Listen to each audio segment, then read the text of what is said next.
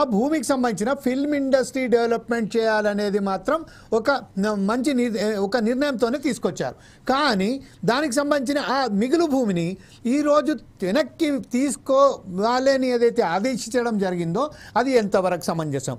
కాకపోతే అక్కడ సురేష్ ప్రొడక్షన్స్ వారు ఆ భూమిని నిరుపయోగంగా ఉంచడం ఎంతవరకు సమంజసం? ఈరోజు ఫిల్మ్ ఇండస్ట్రీ డెవలప్మెంట్ చేయాలి, ఆంధ్ర నుంచి తెలంగాణ నుంచి వెళ్ళి ఆంధ్ర వేరుపడిన తర్వాత సరి సమానంగా ఫిల్మ్ ఇండస్ట్రీ అక్కడ డెవలప్ కావాలనేది అయితే మంచి ఉద్దేశంతో చేస్తున్నారో ఈ నేపథ్యంలోనే ఇప్పుడు ఈ ఒక్కసారిగా ఈ కాంట్రవర్షియల్ వెనుక మీ అభిప్రాయం ఏంటండి? మీ సూచన మీరే దీన్ని ఎలా విశ్లేషిస్తారండి? జమీల్ గారు, మీకు ప్యానల్లో ఉన్న మిత్రులకి నమస్కారం. ఇప్పుడు మనం ఇష్యూగా చూద్దాం. మనం రాజకీయ ఆరోపణల కన్నా కూడా ఇష్యూగా చూద్దాం. ఎగ్జాక్ట్లీ. ఇప్పుడు 34 ఎకరాల 14 కుంటలు ఇచ్చారు 2003లో చంద్రబాబు నాయుడు గారు. ఎలా ఇస్తారని అంటే, ఏదైనా ఒక ఇండస్ట్రీ కానీ ఏదైనా ఫిలిం కావచ్చు, ఇంకోటి కావచ్చు, ఫస్ట్ ఒకటి మనం ఈ ఫిలిం ఇండస్ట్రీని డెవలప్ చేయడానికి ఏదైనా ఒక జోన్ లాగా ఏర్పాటు చేసామా ఫిలిం వాళ్ళందరికీ? ఎలా అయితే మనం ఇండస్ట్రియల్ ఇన్ఫ్రాస్ట్రక్చర్ లేదా SEZలు అని చెప్పేసి మనం ఒక భూమిని కేటాయించి ప్రాజెక్ట్ ఇచ్చిన వాళ్ళకి వాళ్ళ ప్రాజెక్ట్ కనుక సబబుగా ఉంటే కేటాయించడం అనేది జరుగుతుంది. అటువంటిది ఈ ఏరియాలో ఫిలిం ఇండస్ట్రీని డెవలప్ చేయాలి అని చెప్పి ఏమైనా నోటిఫైడ్ ఒక సెజ్ మాదిరిగా ఒక ఇండస్ట్రియల్ ఇన్ఫ్రాస్ట్రక్చర్గా ఈ ఫిలిం ఇండస్ట్రీని డెవలప్ చేయడానికి ఉందా అనే దాన్ని ఒకటి ఇందులో మనం పరిశీలించుకోవాల్సిన అవసరం ఉంది.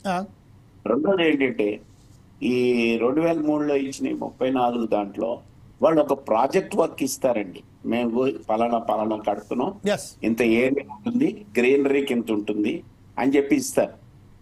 బహుశా అలా ఇచ్చారా లేదా అనేది కూడా కోర్టు పరిశీలనలో ఉంటుంది. అటువంటిది ప్రాజెక్ట్కి భిన్నంగా లేఅవుట్ చేసి విల్లాస్ కట్టాలనేది ఏ రకంగా వచ్చింది? ఆ విల్లాస్ కట్టడానికి ఆషామాషిగా మొదలు పెట్టరు కదా.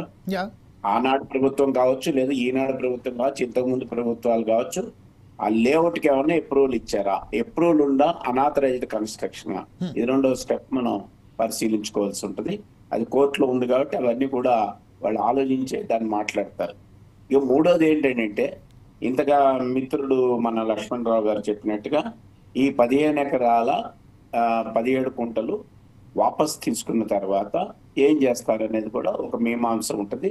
దాన్ని ఇప్పుడే మనం అడ్వాన్స్డ్గా ఏది ప్రభుత్వ అధీనంలోకి భూమి వెళ్ళడం అనేది అది అందరూ కూడా హర్షించదగిన విషయమే. అది ప్రభుత్వ అధీనంలో ప్రభుత్వ భూమి ఉండడం అది కరెక్ట్. అది ఏం చేస్తారు అన్నది ఈ కోర్టు తీర్పు తర్వాత కేబినెట్ తీసుకునే నిర్ణయం మీద ఆధారపడి ఉంటుంది. దాన్ని ఇప్పుడే మనం అనుమానాలతోటి దాన్ని ఎవరికో కట్టబెట్టాలనో లేదా ఇంకోటనో మనం ఒక రాజకీయ ఆరోపణ చేయలేం. కాబట్టి ఇక్కడ మనం అర్థం చేసుకోవాల్సిందంటే, ఇందులో వైసీపీకి ఏం సంబంధం ఉంది? 2003లో ఇచ్చారు, ఆ ప్రాజెక్ట్ ప్రకారం అది కట్టారా లేదా? కట్టలేదు కాబట్టి ఈరోజు తీసుకుంటున్నారు.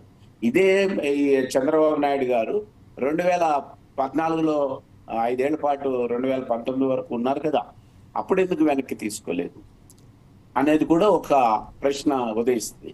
అట్లాగే గవర్నమెంట్ ఈజ్ గవర్నమెంట్, అది వైసీపీ గవర్నమెంటా లేకపోతే తెలుగుదేశం గవర్నమెంటా? మరి మొన్నటి వరకు ఉన్న వైసీపీ గవర్నమెంట్ ఇలాగా ఏదైతే ప్రాజెక్ట్ కోసం తీసుకున్నారో ఫిలిం ఇండస్ట్రీస్ని డెవలప్ చేయాలని, దాన్ని 15 ఎకరాల పై చిలుకు ఉన్న ఆ భూమి ఎందుకు అలా నిరర్థకంగా ఉంది? దాని మీద వైసీపీ వాళ్ళకి ఏమైనా అనుమతి ఇచ్చిందా? ఇవన్నీ కూడా పరిశీలనలోకి వస్తాయి. ఇప్పుడే మనం రాజకీయంగా ఒక ఆరోపణ చేయలేము. వెనక్కి తీసుకున్న తర్వాత ఇది ప్రభుత్వం యొక్క ఆస్తిగా మారుతుంది కాబట్టి ఇది ఇక్కడే కాదండి, ఇండస్ట్రియల్ ఇన్ఫ్రాస్ట్రక్చర్స్ కానీ SEZ కానీ, ఇప్పుడు నేను హైదరాబాద్ SEZల గురించి నేను అంటే ఒక ఉదాహరణగా చెప్పదలుచుకున్నాను. నేను ఇప్పుడు NSL అనే ఒక SEZలో ఉన్నాను. నేను ఉప్పల్ SEZలో. ఇంతకుముందు ఇది ఇండస్ట్రీస్ కోసం ఇచ్చారు. ఇప్పుడు ఇవి ఆ ఇండస్ట్రీస్ అనేవి లేవు కాబట్టి దీన్ని తీసుకెళ్ళి ఏం చేస్తున్నారని అంటే హౌసింగ్ పర్మిషన్ ఇస్తున్నారు. అట్లా రామానాయుడు గారికి ఇచ్చిన భూమిలో ఆ ధర్మిలో వచ్చిన ప్రభుత్వాలు ఏవైనా కావచ్చు, అలా ఏమైనా విల్లాస్కి ఇచ్చారా? అలా విల్లాస్కి ఇచ్చిన తర్వాత వాటిని ఇప్పుడు అడ్డుపడుతున్నారా? అనేదాన్ని ఇప్పుడు మనం అర్థం చేసుకోవాలి. ఏది ఏమైనా ప్రభుత్వం వెనక్కి తీసుకోవడం అనేది సబైన విషయం. దాన్ని ఏ రకంగా ఉపయోగిస్తారన్నది ఆ కేబినెట్ నిర్ణయం తీసుకున్న తర్వాత మనం దాని మీద కామెంట్ చేయొచ్చు. ఓకే, ఇదే విషయంపై మరొకసారి నల్లి